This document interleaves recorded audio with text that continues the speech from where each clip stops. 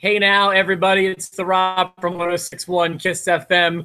We're trying real hard to bring you a podcast today. So let me introduce to you my tag team partner in podcasting, the wonderful, the talented, the very, very outdoorsy Jerry Valeri. Good morning, Jer.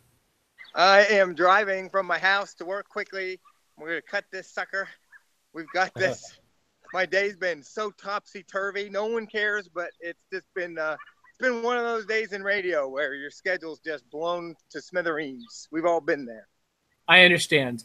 Thank you for being a part of the podcast today. Do you need to like get into the building or to get settled or anything? Or are you just good to go now? We're going in. All right. Well, Mike said yesterday he likes the behind-the-scenes radio stuff. You can get a first-hand peek of scenes at a radio station right now. Walking through the halls, and now I'm in the room, and let's rock and roll. I watched Raw last night. So I've watched most of it. I fell asleep around 10:30. Not coincidentally, it was right at the start of the cruiserweight match. I had no need for the main event. Yeah, so let me see here. So yesterday I was exceptionally tired because we kind of started the moving process. And by that, I mean we started actually doing work in the house. Like Brittany was scrubbing tubs and toilets and showers, and I was unscrewing nails and things in the walls. And my back was in awful shape last night. My shoulder was in bad shape. And when I got home, I mean, we brought a pizza with us, and I put raw in. I made it as long as I could, but I was in and out. But I feel like I digested the first 2.5 hours and just didn't make it through the last. And that's all you needed. Like I'll tell you, the last 30 minutes was sort of dedicated to the gauntlet match, and the gauntlet match is a gauntlet match. We've said before we don't like that style of match. It didn't become interesting to me until Nia Jax and Sasha Banks were at the end, and then I thought it was a pretty good match. Nia Jax and Sasha Banks did a pretty good match. Did Nia start it? Nia started it, and Nia they were booking her to look like a monster, but then she ended up tapping out. I'm sorry, what was that? She ended up tapping out. Like, so they built her to be this monster, but then she taps out to Sasha anyways at the end of the whole thing. And then Kurt Angle comes out, and here's the only reason I tell you to watch this back. And I know you love Kurt Angle, and I love Kurt Angle. But he made a mistake. Kurt Angle goes out, and he raises Sasha Banks' hand. Congratulations. And then he stands there looking down the ramp, like, come on, come on. And he's like looking at the ramp, and then Alexa Bliss's music hits, and then he acts surprised. They act like, oh, now she's interrupting us. But he was like looking like, when's it happening? Is it happening now? When's she supposed to surprise me? And I was like, oh, come on, Kurt, you're better than that. You're better than that. Huh. I did plan on watching that back. I haven't had a chance to watch it yet. I will probably as soon as we're done the podcast today. I guess, boy, there's a few things I want to talk about with this episode. Not a whole lot to talk about, really. I have one big complaint. That's it. Okay, it's probably gonna be the same thing. I'll throw it out there because it's got to be the same thing. We haven't talked about Raw even an iota off the air yet. I do think that Alexa Bliss should probably send The Miz a thank you note for getting that heat off of her for having that bad This Is Your Life segment. Oh, my God. That was the worst segment I've ever seen on Raw. There it is. Jarrett, I'm not sure you're wrong about that. That was really, really brutal. So how did they not think that was going to go that way? I mean, like, they're bringing out this guy that got drafted to the Lakers, but if you've been following this story at all, LeVar Ball, his dad, that guy, the old guy, is a heel. He's been a heel on every sports talk radio show, every ESPN clip. He's a heel. He runs his mouth. People freaking hate that guy. And by association, hate his kids. So they come out, and they're supposed to be like these. They're trying to book him as a face with Dean Ambrose, and it's not.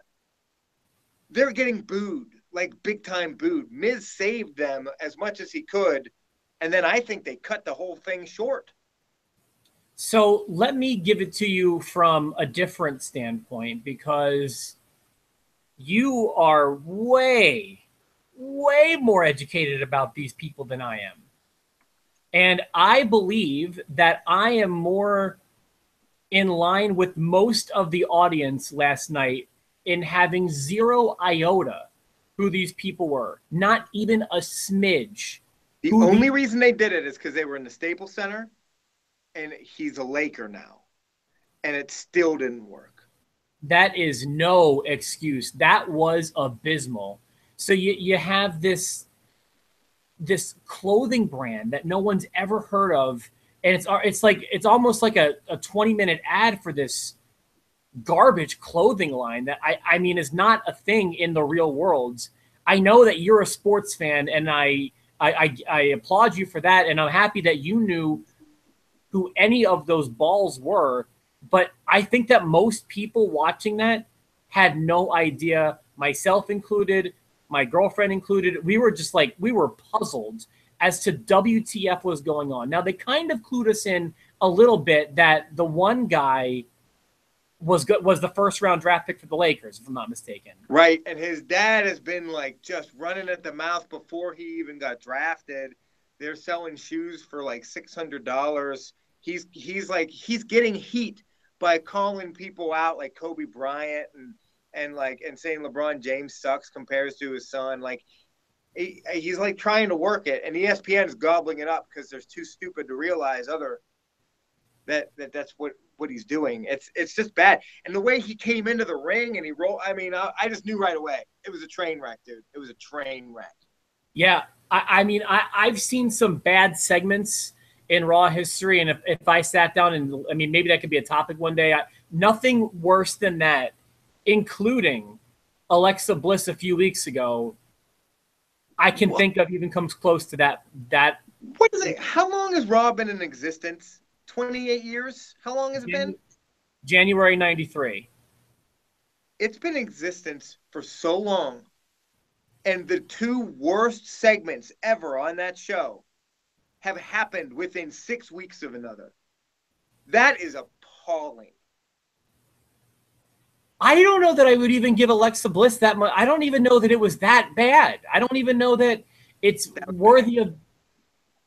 That was bad. Maybe you're right, but this was worse. Damn it! No, this was worse. This was super worse, and that's my complaint for the show. I do have another complaint, and it's bigger. Okay, what's your bigger complaint? I hated that crowd.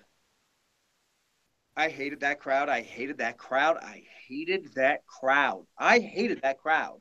Well, I'll admit I wasn't giving it like 100% attention, but what was bothering you? To a lesser degree, I'm going to be the heel. And I'm going to say shame on you, Evansville, too. You did the what chant. You did the what chant. And you deserve it for a video game cover, but I'll let that slide, Evansville. I'm talking last night, they did the what chant all night. And they were doing the what chant during Enzo and Cass. They weren't invested.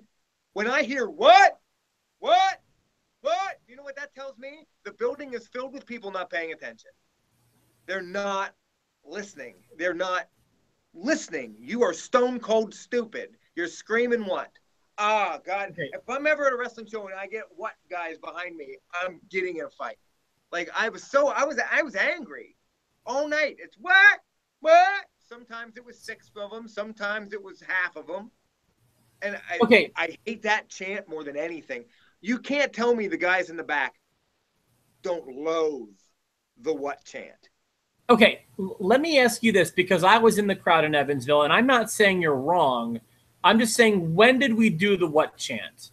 First half of the show. I remember hearing it, hearing the what chant, or hearing people trying to do the what chant a few times. Because I remember just a small amount of people doing it at Elias Sampson. I believe we can pass on that. I think that happened, and it made me nuts. I hate the what chant. It was more egregious last night. You'll have to admit, if we're going to go back to the Evansville show, that you deserve it for a video game cover. Come on, Evansville, you're better than this. Well, I was going to say that was more deplorable than I heard the "You deserve it" chant. I barely heard a "what" chant. You So I deserve would it. say give us crap for that one before the "what" chant. Personally, as someone who was there, maybe it came off differently on TV, but I don't remember an overpowering "what" chant. What chanting during the Enzo and casting last night I thought was really just stupid. You know, I don't know if I liked last night's Enzo and Cass segment or not. I go back and forth. I like that stuff happened. It did what it was Um, supposed to. It did what it was supposed to do. I don't know if it got you, but dude, I'll admit it. I bought it. oh, never. Brittany and I both. We were both. I'm not buying this yet, and I was like, I bought it hook, line, and sinker. And I'll tell you when I believed it, when they left the ring, when they jumped out of the ring. And all I thought to myself, because I'm a mark and I'm a dummy, I thought Vince McMahon must have seen t-shirt sales go plummeting and just hit the brakes on this. He must have hit the brakes when he realized what was happening. Wow, what a mistake they made last week. They're going to put them back together. Now it's just so weird. And then bang, clothesline. And oh my God, he did it again. And no. And so no. They found a way. Dude, they found a way to break my heart 2 weeks in a row. They got me. They got me. Okay. So I'm glad to hear you say that, because even though I didn't have that reaction, I'm glad that you did, because that means that some people certainly did. I'll admit, I told Brittany they're not going to leave the ring as friends, and they did. But then I said they're not gonna make it to the back as friends, and they didn't. A few little execution problems on my opinion. Like I said, for me, I never fully bought it, but I'm glad you did, because that can kind of nullify my thought about this. And then my second comment was, I thought personally, Cass wasn't brutal enough, in my opinion. He missed another opportunity to say, you can't teach that into the microphone. That's making me nuts. That's the only thing the promo needed. That little promo vignette they did was awesome before the whole thing. Yeah. I thought it was, I mean, he threw Enzo down the ramp. Enzo took a huge bump. I thought he was pretty brutal.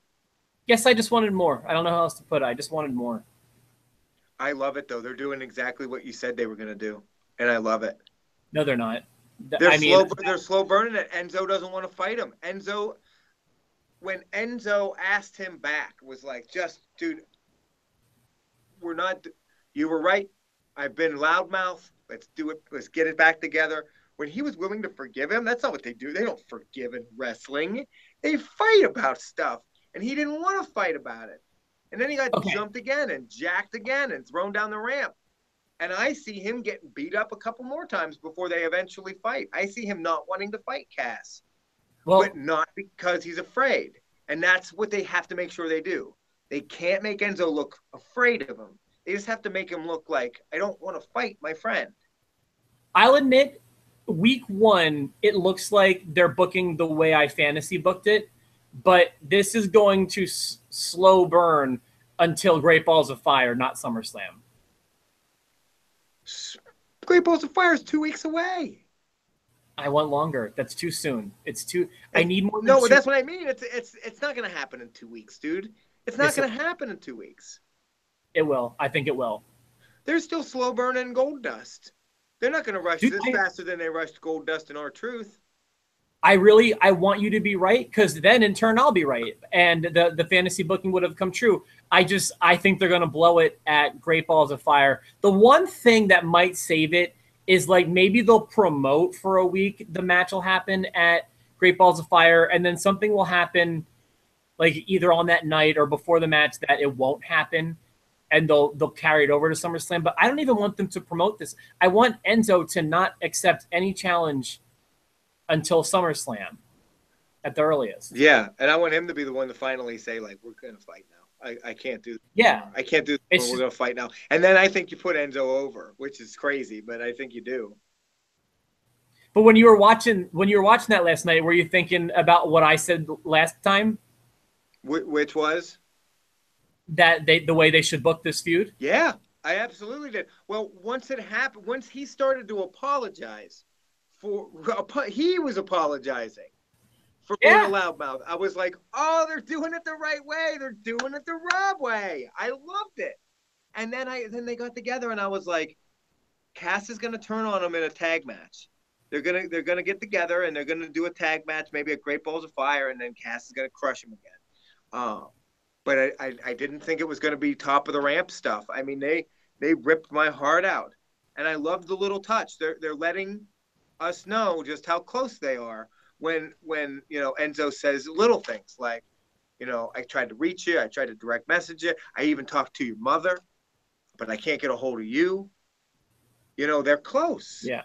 And then they're fighting. I love that, and I love the Brock Lesnar Samoa Joe stuff and the Roman Reigns Braun Strowman stuff. Man, I'm eating those three matchups up with a spoon and fork right now. Yeah, that was the next thing I want to talk about. So while I was a little wishy-washy on last night's segment with Enzo and Cass, I don't want to say I liked it or disliked it. It just didn't hit me the way it did the week before in Evansville. You give it one thumbs up? It just it did some things right and some things wrong, I guess. I loved it. One segment that has, from the word go, since this program hit the ground, it has not let up. It has not disappointed. And I'm talking about Joe and Brock. This has been balls to the wall, pedal to the metal the whole way through, including last night. It wasn't even that much, but it was perfect. It's smoking, and I loved when Joe got behind Heyman again and then let him go.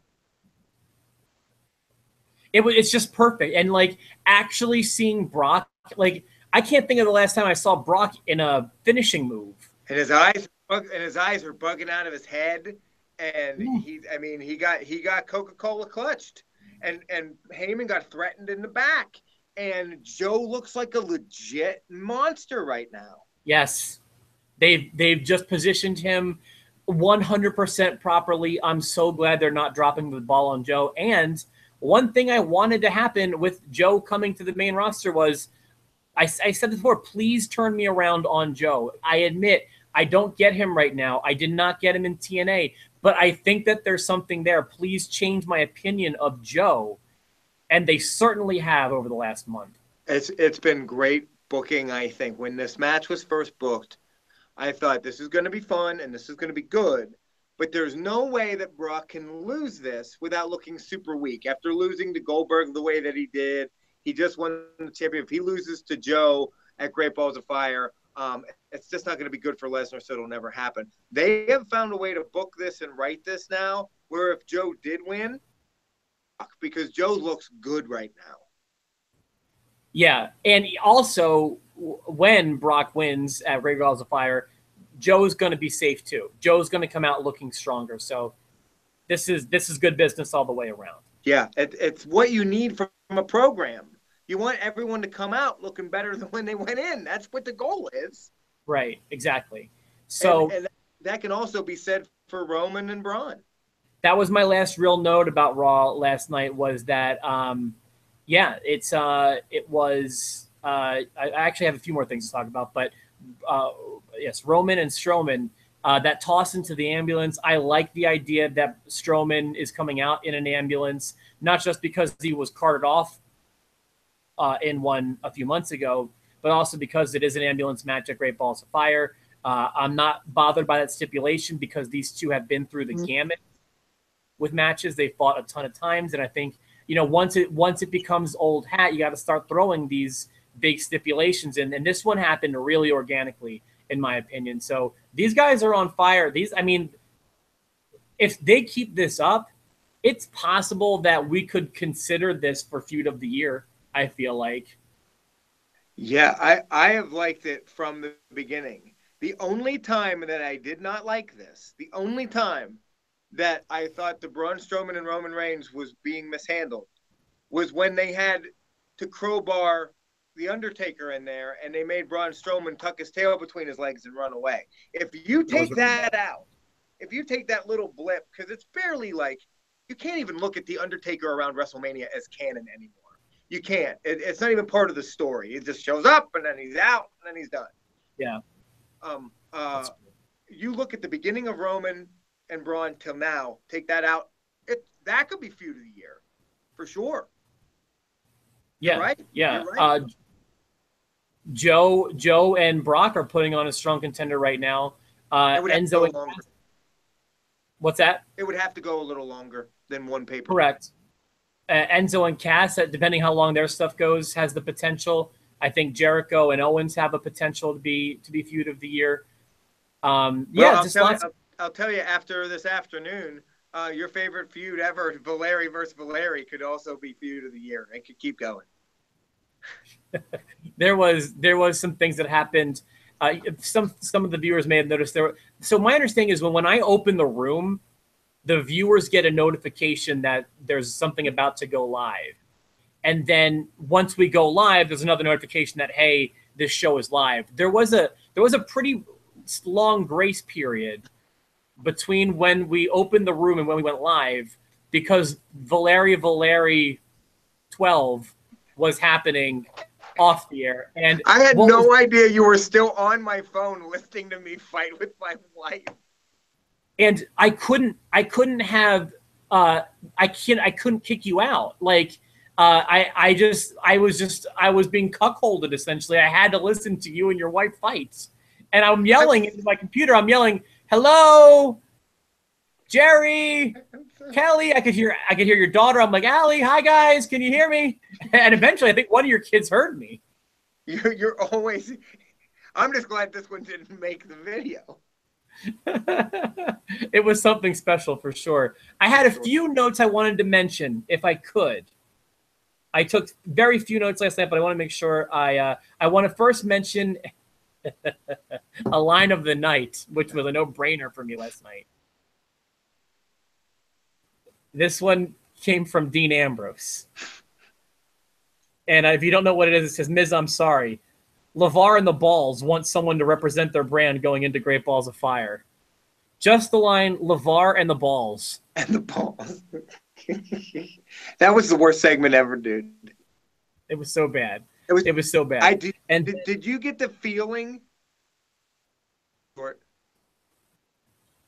Not specifically. When they threw Ambrose's music on in a weird place. I feel like they cut it. When he started doing the cartoony, like, put up your dukes kind of thing, that to me was the real low point of this. I just thought that if I needed to do a screen cap of the worst segment of Raw history, it'd be when LeVar takes that stupid shirt off and he's putting up his dukes like a cartoon character. Oh yeah, he's going like this, like karate, like he's just making a mockery of something everyone's there to see. Yeah, right. It came off really poorly. So there was that. I also wanted to say something about Paul Heyman has been bothering me recently. And I do think that Paul is maybe the best promo ever and one of the best managers ever. But he's saying something routinely that's actually bothering me. I don't mind when he says this before, but he goes, "the reigning, defending world," whatever he says when he's introducing Brock. Yeah. I have a hard time. Brock has not had a title defense in 2 years? Yeah, because he won it. He won it at Mania. He hasn't defended it. He lost it to Goldberg. When did he lose it to Goldberg? Goldberg won it from Owens. Oh yeah, Goldberg won it from Owens. When did Brock Lesnar lose it? WrestleMania 32, I think. So he's not defending. You're absolutely no. I'm sorry, 31, wasn't it? It was 31 because 32 he fought Ambrose. He lost it to Rollins. Holy hell! So it's been like 2.5 years since Brock has had a title defense, and we're calling him the reigning defending champion. I think once you've had a title defense in this reign, we haven't seen Brock wrestle since WrestleMania. Don't say he's the defending champion, please, until he's had a title defense. We haven't seen Brock do anything until 2 weeks ago, and then last night. So that was bothering. He usually just shows up and just stands there. And then one other little thing from the Brock segment that also kind of bothered me. So remember when Joe and Brock finally met in the ring, and Joe gave him the headbutt, and then the entire locker room empties out to pull them off of each other? Mm-hmm. So Joe's got Brock in the coquina clutch last night, and passions are obviously running high. And does the whole locker room empty out to pull Joe off of Brock? No, it's the frigging Revival. It's just the Revival pulling Joe off of Brock. Like, how come a month ago we needed the whole locker room to pull him off? And now it's when the finishing move is applied, we have just two guys coming out. I was wondering, do you think they're trying to work the Revival in with Joe? No, I don't think that. They might be, but I don't think that. No, and if they are, why would he? I didn't hear what you just said there. You were breaking up, but if they are trying to put the Revival in with Joe, why would they be pulling Joe off of Brock? I would think they'd be helping him. You're right. Start stomping Brock in. You're right. So, anything else from the show last night you think's worth mentioning? It was a good show, but I feel like SmackDown's going to beat it, and here's why: because unless SmackDown really, really botches it, if they just do a decent show and don't have LeVar Ball on, I'm going to give it to SmackDown.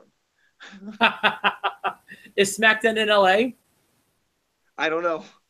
I don't think they are. You know what? I'll say this: I don't care if the women's Money in the Bank ladder match is all 2 hours. As long as LeVar Ball doesn't show up, I'm giving SmackDown a better grade than Raw. I'm still going to try to be partial or impartial when it comes to grading this. Now, in the heat of the moment, right before we went on the air, you were saying we won't be able to have a podcast tomorrow with you on it? I can't do a podcast tomorrow because I am leaving right after my show. We're headed to the beach. And the only way that I could do a podcast would be if Kelly held the camera and I talked to you about wrestling while I drove to New Jersey. Holy cow, this could be an idea. Okay. I mean, I'll consider it, but for the most part, I think you might want to line somebody up. I might just go solo. I'm not even sure, but it's not a big show. It's not like you're doing a recap or anything, you know? Yeah. I mean, whatever. Listen, just drop me a line before you head out tomorrow. I might be, because I mean, I can move my start time till like exactly 10 o'clock your time if you need it to be, but I'll try to accommodate however I can. Yeah, I don't know. I want to kind of leave here by 10:30 tomorrow, and there might be things I've got to line up or whatever. But you never know how the day's gonna shape out. Okay. Shake out. All right then. Well, it looked like you went back to work just to do this podcast. So if that's the case, thank you. I did, because I couldn't do it at home because Kelly was yelling at me. Listen, dude, I love you so much. This was for me, like, I feel like I got one of the TLC 2016 episodes, but it was just for me. Man, I didn't know you were there. That could be scary. You never know what you're going to hear. I was being totally honest. I was yelling at the camera. I'm like, guys, I can hear everything going on. Please. I can tell you guys aren't in a good place. You're not in a good place. Listen, man, I love you. If I don't have you on the podcast tomorrow, have a great trip. And I guess actually, if you're not on the podcast tomorrow, we're not going to talk to you for a few more weeks. Unless we do an impromptu Great Balls of Fire thing. Yeah, that could be fun too. Let me see if I can make that happen too. Okay. So then, like I said, until further notice, there could be an episode tomorrow. There might not be. It could be me by myself. It might not be.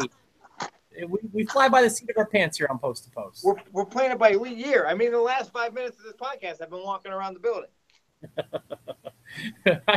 I want Jerry to be driving on top of a ladder. We can tomorrow. Do it. If you stay on long enough, you're going to see me driving home here in a minute. We can wrap it up, man. I appreciate your help. Anytime. All right, listen. We'll be in touch. So long, everybody.